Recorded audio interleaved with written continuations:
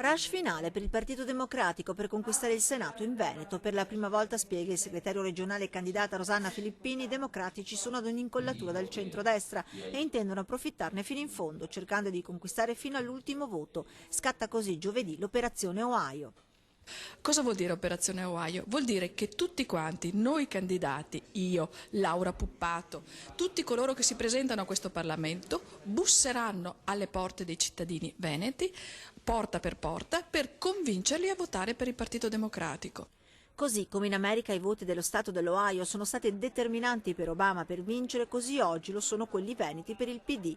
Un vero e proprio porta a porta dei candidati, chi ha scelto di bussare alle fabbriche, ai call center, chi ai mercati e chi proprio di andare di casa in casa.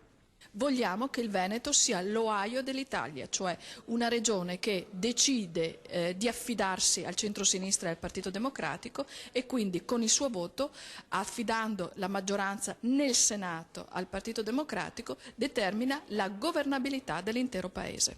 E sul tavolo delle riforme i democratici mettono già una proposta da realizzare da subito e che guarda ai tanto contestati costi della politica. I primi 100 giorni, non prorogherà di oltre, taglierà i costi dei parlamentari portandoli a meno 30%. Candidati democratici reduci da un turno ai 581 comuni della nostra regione, dove hanno ascoltato, risposto e raccolto istanze della gente, ma anche delle attività economiche locali e dei comuni.